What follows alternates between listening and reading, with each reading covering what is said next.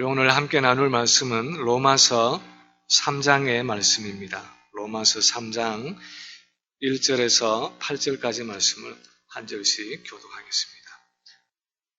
그런즉 유대인의 나음이 무엇이며 할례의 유익이 무엇이냐? 범사에 많으니 우선은 그들이 하나님의 말씀을 맡았음이니라.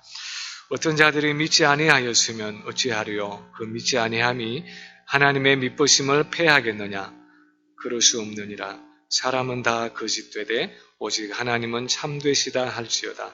기록된 바 주께서 주의 말씀에 의롭다 함을 얻으시고 판단받으실 때에 이기려 하심이라 함과 같으니라.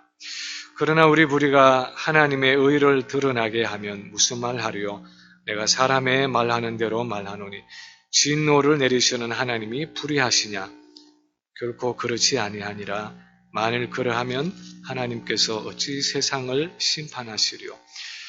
그러나 나의 거짓말로 하나님의 참되심이 더 풍성하여 그의 영광이 되었다면 어찌 내가 죄인처럼 심판을 받으리요? 또는 그러면 선을 이루기 위하여 악을 행하자 하지 않겠느냐?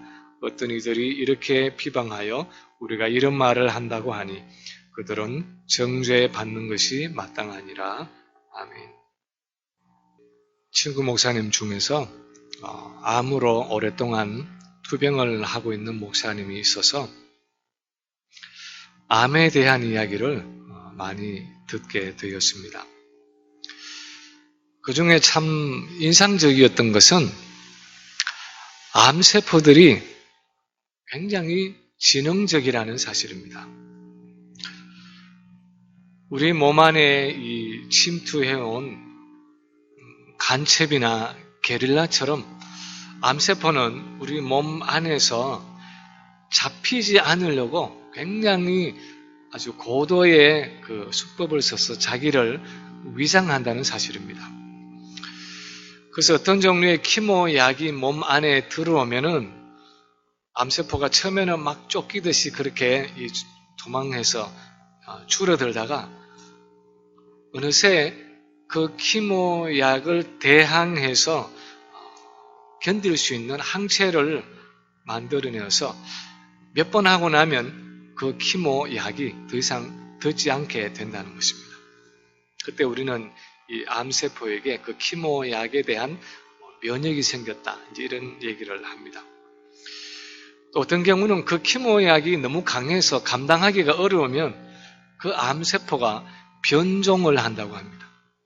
더 이상 그 키모약이 듣지 않는 다른 종류의 암으로 바뀐다는 거죠. 변형을 해서 몸 안에 여전히 숨어 있다는 것입니다. 그래서 어느 정도의 키모를 하다 보면 처음에는 굉장히 잘 듣던 약이 이제는 새로운 약으로 바꾸지 않으면 듣지 않는 그런 완전히 다른 종류의 키모약으로 바꾸어야 하는 상황이 생긴다는 것입니다. 이렇게 암세포는 키모 치료 중에 살아남기 위해서 자기를 감추고 위장하고 변형시켜서 우리 몸 안에서 마지막까지 그렇게 남아있으려고 살아남기 위해서 발부둥치는 아주 지능적인 세포다 하는 이야기를 들었습니다. 근데 암세포뿐 아니라 암세포 못지않게 어쩌면 암세포보다 훨씬 더 지능적으로 우리 안에 있는 이 죄라는 세력도 아주 지능적이고 집요한 영적인 암이라고 할 수 있습니다. 아담의 범죄 이후에 암은 죄는 우리 안에 항상 숨어서 존재하고 있으면서도 좀처럼 자기의 정체를 드러내지 않습니다. 성경은 만물보다 거짓되고 심히 부패한 것이 마음이다, 그렇게 말하고 있지만 실제로 내 마음이 그렇게 부패하고 거짓되다고 느끼면서 살아가는 사람은 많지 않습니다. 우리는 별로 그렇게 느끼지 않고 살아갑니다. 왜냐하면 죄는 우리 안에서 끊임없이 우리를 속이기 때문입니다. 그래서 남들은 물론이고 내가 보기에도 내 생각에는 내가 그렇게 나쁜 사람 같지는 않다 하는 생각을 가지고 살아갈 수 있도록 죄는 늘 우리 안에서 우리를 속이는 것입니다.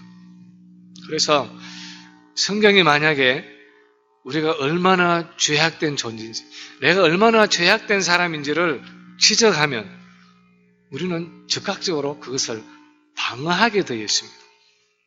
그래서 내게 유리한 논리를 전개해서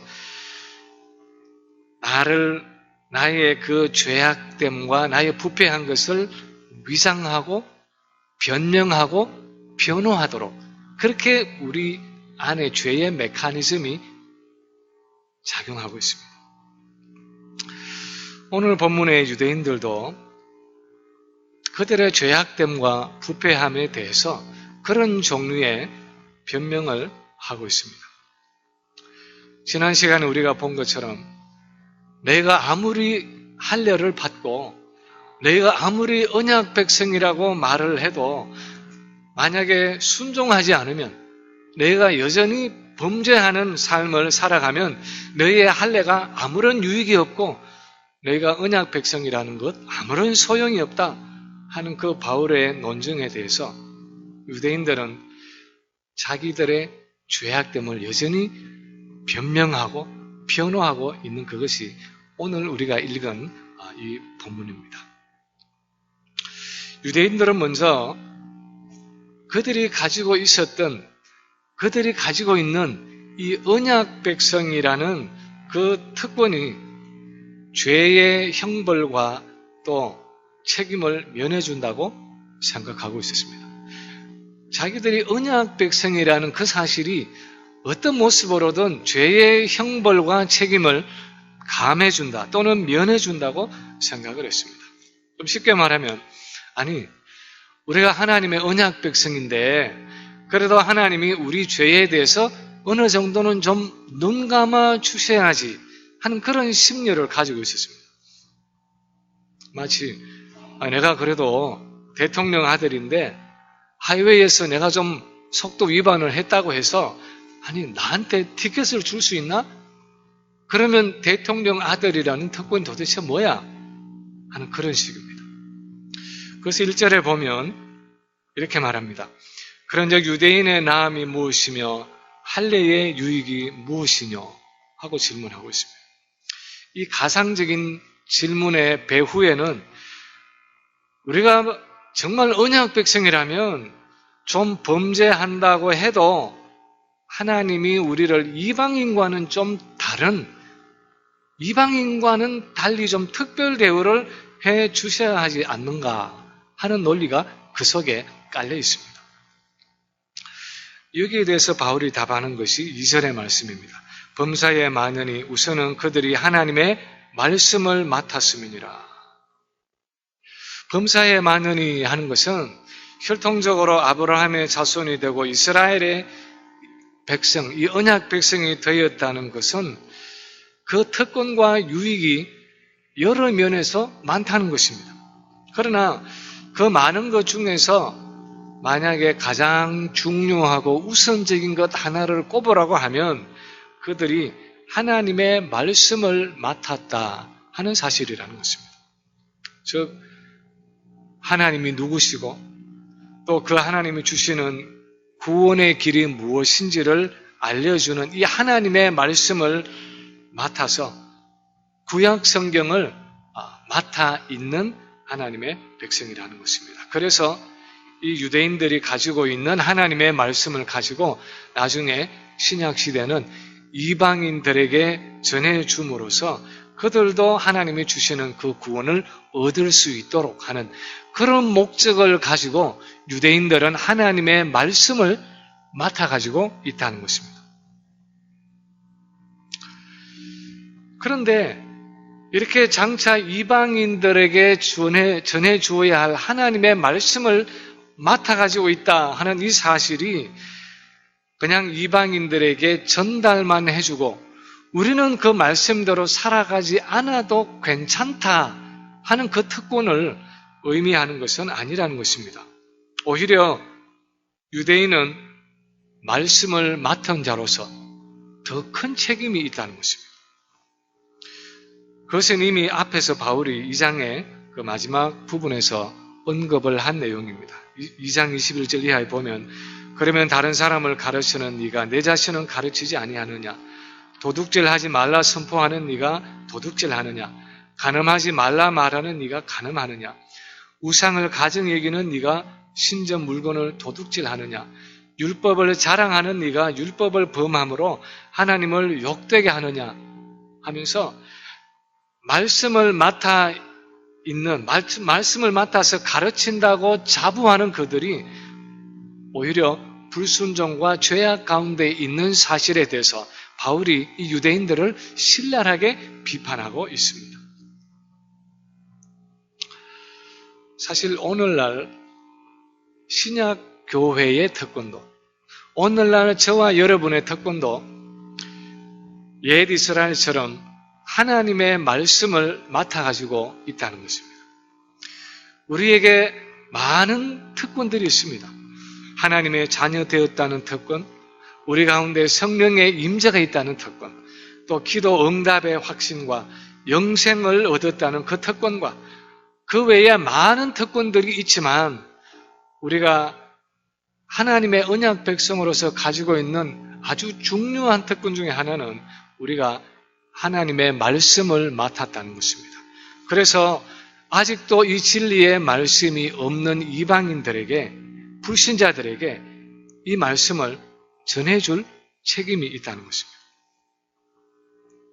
그런데 이렇게 하나님의 말씀을 맡았다는 것은 우리가 먼저 이 말씀에 있는 대로, 이 말씀대로 살아가야 할 그 더 큰 책임이 있는 것을 말하는 것이지, 이 말씀을 맡아서 그냥 남에게 전해주는 것으로 내 책임을 다하는 것이 아니라는 것입니다. 오늘날 저와 여러분이 가지고 있는 성도로서의 심리적인 자족감 중에 하나는 내가 오랫동안 신앙생활을 해오고 있고 내가 이 성경에 있는 내용들을 잘 알고 있다는 그 사실만으로 마치 내가 그 말씀대로 살아가고 있는 것처럼 생각하고 자족하는 성향이 우리에게 있다는 것입니다. 특히 우리 목사들은 더더욱이 그렇습니다. 말씀을 가지고 성경을 읽을 때에 많은 경우에 사실 이 말씀을 내게 적용하기 위한 말씀으로 먼저 읽기보다 이 말씀을 남에게 전하기 위한 말씀으로 그렇게 읽을 때가 참 많습니다. 우리 목사들은 체질적으로 오랫동안 그렇게 훈련을 받았기 때문에 내가 의식하지 않아도 성경을 읽으면 자동적으로 이 성경의 핵심이 뭘까 생각하고 나서 이걸 어떻게 설교하면 잘 설교할 수 있을까? 그 생각을 먼저 합니다. 어떻게 내게 적용해서 내가 이 말씀대로 살아갈까 하는 그 생각이 아니라 어떻게 이 말씀을 잘 전하고 설교하고 성경 공부를 할 수 있을까? 이런 궁리를 하고 있을 때가 참 많습니다.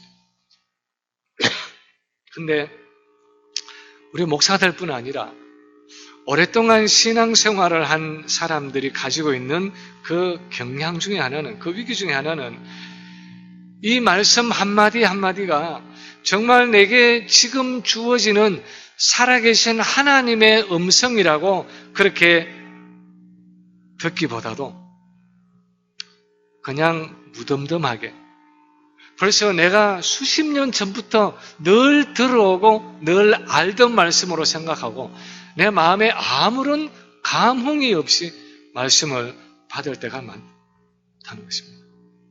정말 이 말씀이 내가 붙잡지 않으면 내가 죽을지 모른다는 그런 생명의 말씀으로 받는 것이 아니라 그냥 늘 들었고 늘 아는 말씀으로 그럭저럭 그렇게 무덤덤하게 받아들이고 그냥 교리적으로 그냥 신앙 고백으로 받을 때가 많다는 것입니다. 그래서 그 말씀을 읽으면서도 때로는 많은 설교 말씀을 들으면서도 그 말씀을 내게 적용하고 그 말씀을 통해서 내 죄를 발견하고 내 죄를 회개하고 내 죄를 자백하는 그 일이 없이 그냥 말씀을 무심경하게 받아들일 때가 많다는 것입니다. 그렇게 세월이 흘러가다 보면은 어느덧 심령이 굳어져서 아무리 좋은 말씀이라도 마치 단단한 길바닥 옆에 떨어진 씨앗과 같이 뿌리를 내리지 못하고 사단이 금방 낚고 채가는 그런 곤고한 신앙생활을 하면서도 내가 말씀을 가지고 있고 내가 성경을 잘 알고 있고 내가 남에게 성경을 가르치기도 했다 하는 그런 사실 때문에 내가 언약 백성다운 삶을 살아가고 있다고 자족할 때가 많다는 것입니다. 그것이 그 당시 유대인들의 삶이었고 그것이 바로 오늘날 우리가 빠질 수 있는 그런 언약 백성의 자족감이라는 것입니다. 죄는 그때나 지금이나 여전히 우리를 언약 백성의 그 자족감에 빠뜨린다는 것입니다. 두 번째로 유대인들은 그들이 실패하고 그들이 범죄하는 그 죄악의 근본적인 책임이 하나님께 있다 하는 생각을 갖고 있었습니다. 그들이 불순종하고 그들이 범죄하는 어떤 근원적인 원인이, 근본적인 원인이 어디 있느냐 할 때 내게 있다 생각하는 것이 아니라 하나님께 있다 하는 생각을 갖고 있었습니다. 3절에 보면 바울이 말합니다. 어떤 자들이 믿지 아니하였으면 어찌하리요? 그 믿지 아니함이 하나님의 미쁘심을 폐하겠느냐? 이렇게 이스라엘이 언약 백성으로서 많은 특권들을 가지고 누리고 있었고 특히 구원의 길을 보여주는 그 하나님의 말씀을 가지고 있었으면서도 바울 당시에는 극소수의 사람만이 복음을 받아들이고 나머지 대부분은 예수님을 구주로 영접하지 않고 있었습니다. 그런데 이렇게 많은 유대인들이 예수를 믿지 않고 있는 것은 그들을 언약 백성으로 부르신 그 하나님의 미쁘심, 즉 하나님의 신실하심을 폐하는 것이 아니냐 하는 것입니다. 다시 말해서 결국은 하나님이 신실하지 못해서 아직도 많은 유대인들이 예수를 믿지 않고 있는 것 아니냐 그렇게 논리를 펴고 있는 것입니다. 이 질문에 들어있는 의미는 하나님이 이스라엘을 언약 백성으로 삼으셨으면 그들의 순종에 관계없이 무조건 구원을 얻도록 해야 한다는 논리입니다. 그렇지 않으면 하나님은 신실하지 않다는 주장입니다. 거기에 대한 바울의 답은 강한 부정입니다. 4절에 보면 그럴 수 없느니라 사람은 다 거짓되되 오직 하나님은 참되시다 할지어다. 참되다 하는 이 말은 진실하다, 전폭적으로 의지할 만하다 하는 의미인데 어떤 상황 가운데서도 하나님은 전폭적으로 의지할 만하다 하는 의미입니다. 바울의 대답의 핵심은 하나님은 아브라함과의 언약에 신실하셔서 그들의 불순종과 그들의 죄악 때문에도 불구하고 이스라엘 백성들 중에서 남은 자들을 통해서 아브라함과의 약속을 지키셨다는 것입니다. 그래서 메시아를 주시고 성령을 주시고 이제 온 이방인들이 구원의 축복을 얻을 수 있도록 이스라엘을 축복의 통로로 사용하시는, 복의 통로로 사용하시겠다는 그 아브라함과의 약속을 하나님은 지키셨다는 것입니다. 물론 유대인들 가운데서 아직도 예수를 믿지 않고 있는, 하나님께로 돌아오지 않고 있는 사람들이 많이 있는 것은 사실이지만 그것은 하나님이 약속에 신실하시지 않기 때문이 아니라 그들 자신의 죄악됨 때문이라는 것입니다. 유대인들의 그 자신의 완화감과 패배감과 그 불순종함 때문에 돌아오지 않고 있는 것이지 하나님이 신실하지 않기 때문에 하나님의 약속을 지키지 않았기 때문에 그들이 예수를 안 믿고 그렇게 떠나 있는 것이 아니라는 것입니다. 이것을 논증하면서 바울은 4절 후반에서 시편의 한 구절을 인용하고 있습니다. 기록된 바 주께서 주의 말씀에 어렵다함을 얻으시고 판단받으실 때에 이기려 하심이니라 함과 같으니라. 이것은 시편 51편 4절에서 다윗이 바세바를 범하고 나서 또 우리아를 죽인 후에 나단의 책망을 통해서 자기 죄를 깨닫고 하나님 앞에 했던 회개의 기도를 담고 있습니다. 그 회개 기도의 한 부분입니다. 그 내용은 다윗은 비록 자신이 하나님 앞에 신실하지 못해서 바세바를 범하고 우리아를 죽임으로써 하나님의 계명을 범했지만 하나님의 말씀과 계명은 항상 신실하셔서 그분의 거룩하심과 그분의 의로우심을 나타내시기 때문에 다윗의 죄를 심판하시는 그 하나님의 판결은 절대적으로 옳고 당연하다는 것입니다. 정당하다는 것입니다. 이것은 자기가 범죄했을 때, 자기가 바세바를 탐해서 그렇게 간음했을 때 하나님이 자기 마음을 어떻게 해서 지키지 않아서가 아니라, 아니면 하나님이 어떤 은혜를 베풀지 않아서가 아니라 그것은 바로 다윗 자신의 정욕이고 죄악이고 부패함 때문에 범죄한 사실임을 이 다윗이 고백하고 있는 것입니다. 그래서 비록 자신은 거짓되고 신실하지 못했지만 하나님은 여전히 참되고 신실하시다는 선포를 지금 다윗이 하고 있고, 바울은 이 다윗의 고백을 통해서 유대인들의 잘못된 논리를 지금 지적하면서 책망하고 있는 것입니다. 사실 우리도 때로는 내가 완악하고 어리석어서 범죄하고 나서 그 책임을 은근히 하나님께 전가시킬 때가 있습니다. 하나님께 원망할 때가 있습니다.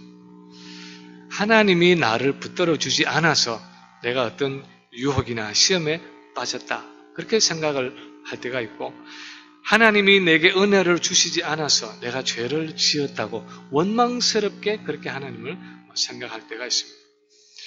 때로는 조상이나 부모를 핑계할 때가 있습니다. 우리 집안적으로 어떤 이런 경향이 있어서, 아니면 내가 어렸을 때 부모님이 나를 그렇게 길러서 내게 이런 약점이 있고, 또 어떤 누구 때문에 내가 이렇게 되었다 하는 핑계를 대면서 내 자신이 하나님 앞에서 완악하고 죄악되다는 사실은 절대로 인정하지 않으려고 할 때가 있습니다. 내가 혈기가 있는 것은 내가 아버지에게서 그 혈기 내는 것을 물려받아서 그렇다, 그렇게 생각하기도 하고, 내가 쉽게 원망 불평하는 것은 내가 누구에게서 그런 성향을 물려받았기 때문이다, 이렇게 말하면서 정작 내 자신의 죄악됨과 부패함에 대해서는 절대로 인정하지 않으려고 하는 그 성향이 우리에게 있는 것입니다. 어떻게 하든지 내 안에 있는 죄를 덮어서 나는 괜찮은 사람인데 내 환경이 문제이고, 나는 문제가 없는데 다른 사람이 문제라는 식으로 자신을 합리화할 때가 많다는 것입니다. 이것은 우리 인간이 얼마나 철저하게 죄에 물들어 있는가를 잘 보여주는 단적인 예입니다. 단면입니다. 아담이 범죄한 후에 하나님이 아담과 하와를 찾아오셨습니다. 그래서 아담은 네가 어째서 이런 범죄를 했느냐, 그렇게 추궁했을 때에 아담이 어떻게 반응했습니까? 자기의 죄를 고백하면서 하나님 앞에서, 하나님, 제가 범죄했습니다. 저의 교만이고 저의 어리석음이고 저의 죄악됨입니다. 그렇게 고백하기는커녕 하나님이 주셔서 나와 함께 하신 이 여자가 나를 꾀어서 내가 먹었습니다 하면서 하나님과 또 그 옆에 있는 아내를 동시에 원망하고 불평하면서 책임을 전가하는 모습을 볼 수 있습니다. 하나님이 하와에게 추궁했습니다. 너는 어째서 그랬느냐? 그랬더니 하와는 이 뱀이 나를 꾀어서 그렇게 먹었습니다. 내가 잘못해서 내가 지금 마음에 악한 생각을 품어서 내가 마음을 높여서 범죄했다는 고백은 한 번도 하지 않습니다. 그것은 이미 죄가 그들의 심령을 얼마나 완전하게 정복했는가 하는 것을 보여주는 증거입니다. 아담 이후에 우리 모든 인간의 본성은 항상 내가 죄의 책임을 지지 않고 하나님이 신실하지 않아서 그랬다거나 아니면 환경 때문이라고 불평하고 아니면 다른 사람 때문이라고 책임을 전가하고 정작 나 자신의 죄악됨을 철저히 부인하고 은폐하는 성향이 있는데 그것이 바로 지금 유대인들이 보여주고 있는 논리라는 것입니다. 그래서 오늘 본문에서 바울은 그런 발상 자체가, 그런 변명 자체가 우리가 얼마나 죄악된 존재인지를 보여주고 있는 한 증거라는 것입니다. 그런 유대인들의 반론에 대해서 사람은 다 거짓되되 오직 하나님은 참되시다 할지어다 하면서 바울이 못을 받고 있습니다. 세 번째로 유대인들은 나의 죄악됨을 통해서도 만약에 하나님이 영광을 받으신다면 죄를 지어도 괜찮다 그렇게 생각했습니다. 만약 내가 죄를 지어서 하나님이 영광을 받으신다면 내가 죄를 지어도 괜찮지 않으냐 그렇게 생각했습니다. 유대인들은 여전히 자기들의 죄악을 무언가로 변명하기를 원했습니다. 그 완고하고 회개치 않는 그 마음이 나의 죄악됨이다 그렇게 인정하기보다는 무언가 하나님의 영광을 위해서 필요해서 그런 것이 아니겠느냐. 그래서 하나님이 나의 죄악을 내가 죄 짓는 것을 허락하지 않았겠느냐 하는 논리를 전개하면서 자신들의 죄악됨을 회피해 보려는 시도를 계속하고 있습니다. 그런데 5절에 보면, 그래서 5절에 보면 그러나 우리 부리가 하나님의 의를 드러나게 하면 무슨 말 하리요 하고 논증하고 있습니다. 이것은 우리의 죄와 불의함이 크면 클수록 상대적으로 하나님의 거룩하심과 의로움이 더 크게 부각되고 그래서 하나님의 은혜가 더욱더 크게 경험될 것이기 때문에 결과적으로 우리 죄와 불의함이 하나님의 영광을 나타내는 도구로 사용될 수 있지 않느냐 하는 논리입니다. 예전에 저도 가끔씩 그런 생각을 해본 적이 있습니다. 나쁜 짓을 많이 하면서 살던 어떤 사람이 중간에 이제 하나님의 특별한 은혜를 경험하고 이제는 예수를 믿고 나서 간증하는 그런 모습들을 보면서 그리고 아주 이제는 뜨거운 그런 기독교인으로 살아가면서 전도도 열심히 하고 선교도 하고 그렇게 아주 열정적으로 헌신하는 모습을 보면서 나도 어려서부터 어머니 손잡고 주일학교 다니면서 그렇게 신앙생활하는 모태신앙이 아니라 저렇게 중간에 예수 믿고 돌아왔으면 중간에 은혜 받고 예수를 믿었으면 좀 더 화끈하게 신앙생활을 할 수도 있지 않았을까. 지금이라도 좀 타락하고 죄 짓다가 다시 한번 돌아오면 어떨까. 그런 식의 생각을 한 적이 있습니다. 내게 신앙적인 열정이 부족하고 내게 어떤 하나님을 향한 그런 헌신이 부족한 것이 마치 아직도 내가 죄를 덜 지었으이고 하나님이 내게 은혜를 덜 주셔서 그런 것처럼 묘하게 나의 책임을 회피하려는 생각을 해본 적이 있습니다. 은혜를 더하게 하기 위해서 죄를 더 지어보아야 하겠다 하는 그런 아주 교묘한 생각을 죄는 우리 안에서 그렇게 불어넣는 것입니다. 7절에 보면 이렇게까지 논리를 펴고 있습니다. 나의 거짓말로 하나님의 참되심이 더 풍성하여 그의 영광이 되었으면 어찌 나도 죄인처럼 심판을 받으려. 다시 말하면 만약 내가 죄를 지어서 하나님의 은혜를 더 깊이 경험하고 그래서 하나님이 영광을 받으신다면 내가 죄를 짓는 것은 괜찮지 않겠느냐? 어떻게 내가 그 죄에 대해서 하나님의 심판을 받을 수 있겠느냐? 하는 논리입니다.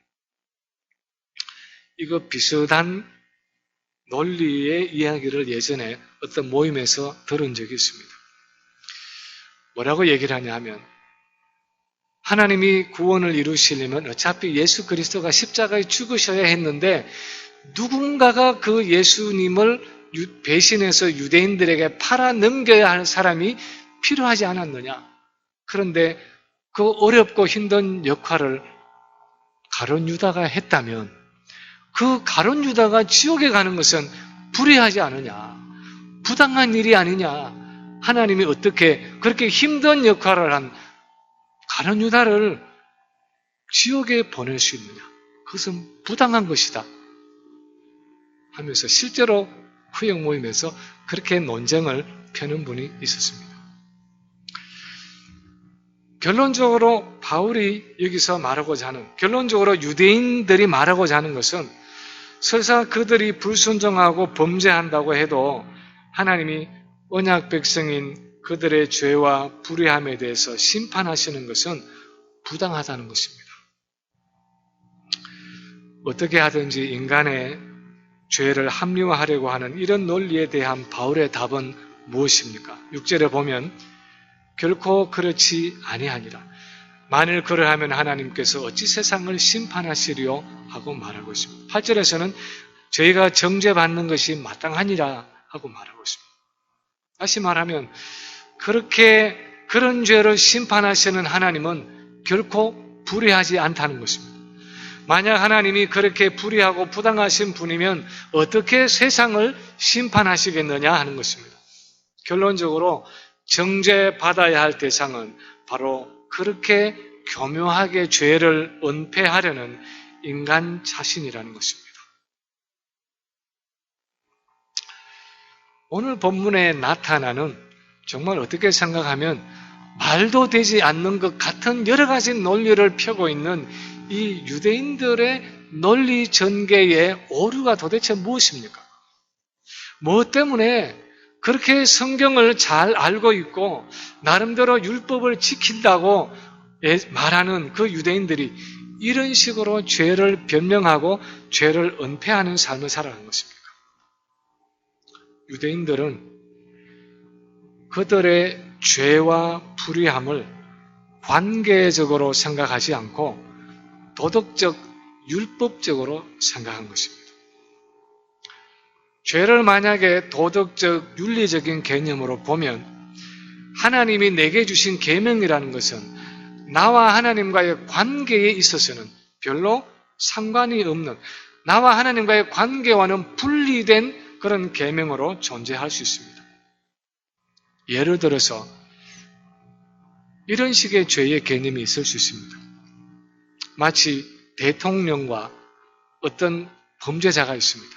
그러면 대통령이 아니면 국가가 어떤 법을 가지고 지금 주었고 어떤 사람이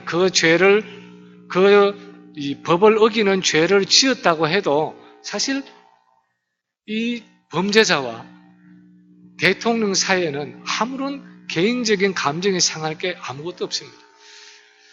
내가 하이웨이를 70마일, 80마일, 90마일 달려서 만약에 스피드 티켓을 맞았다고 할 때에 그렇게 해서 나를 잡은 그 경찰과 아니면은 나를 재판한 어떤 재판장이나 법을 만든 사람과 저와 개인적인 관계가 상할 것은 아무것도 없습니다.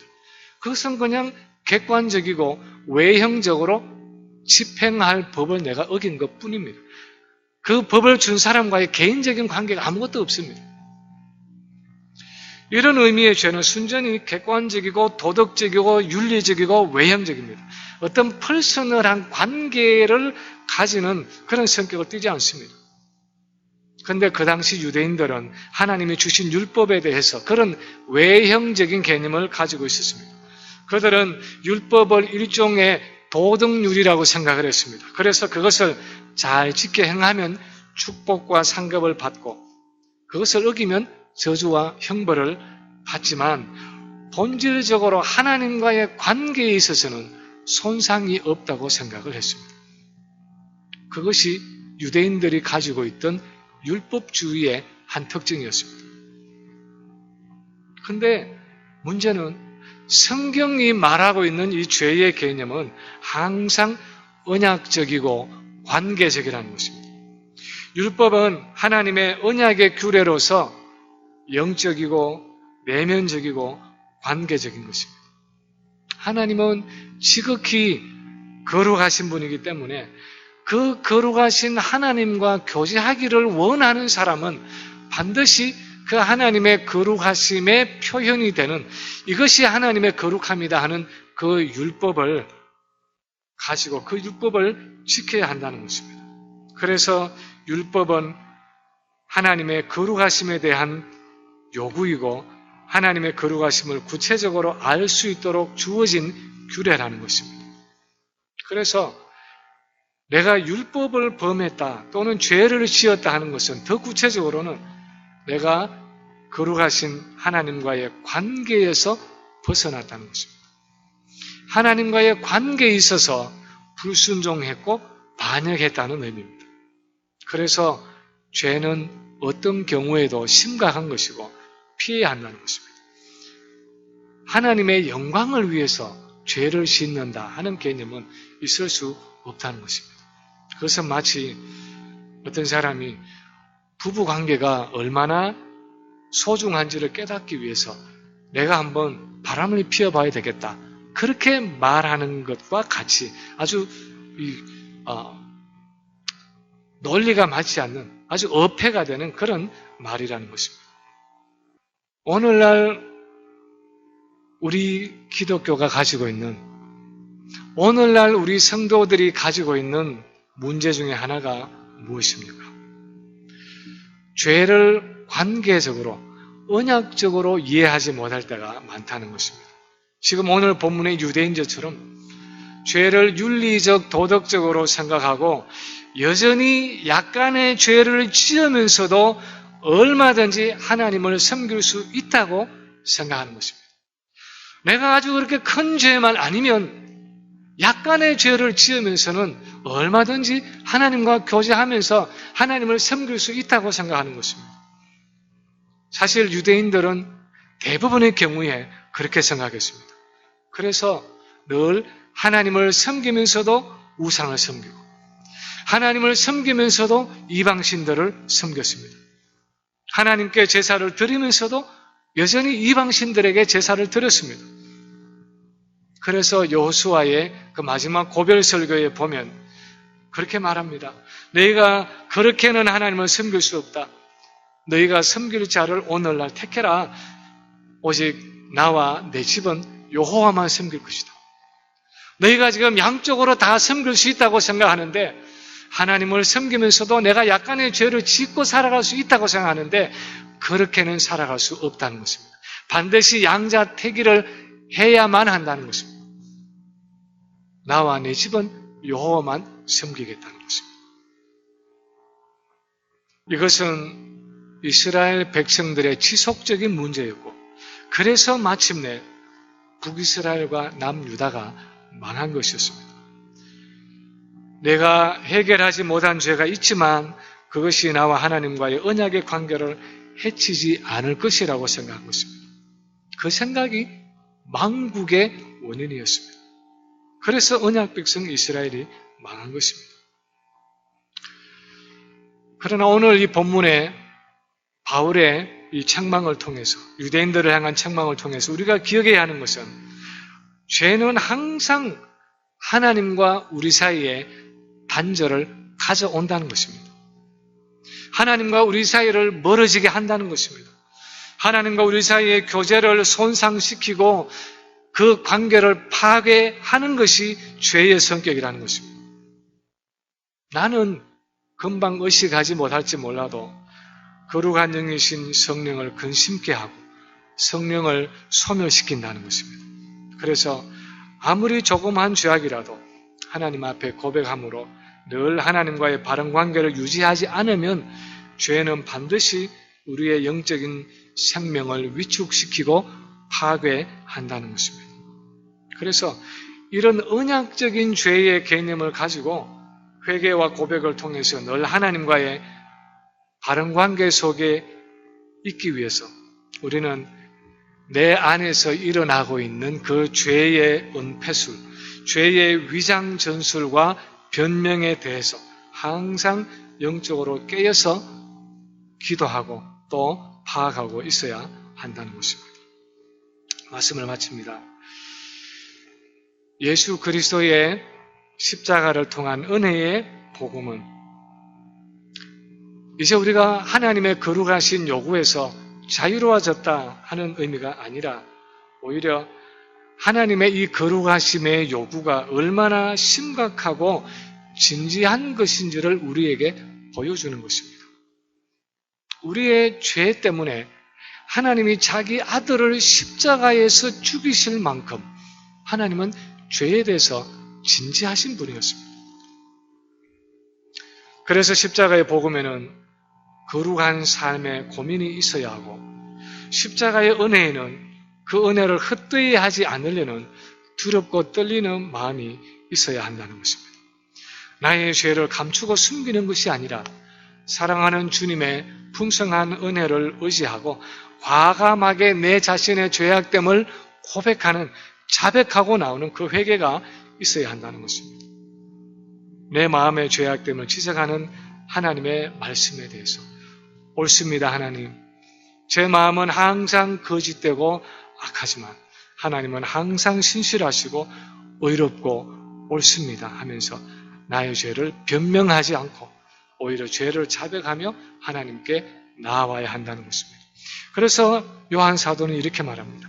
만일 우리가 죄가 없다고 말하면 스스로 속이고 또 진리가 우리 속에 있지 아니할 것이요 만일 우리가 우리 죄를 자백하면 그는 미쁘시고 의로우사 우리 죄를 사하시며 우리를 모든 불의에서 깨끗하게 하실 것이요.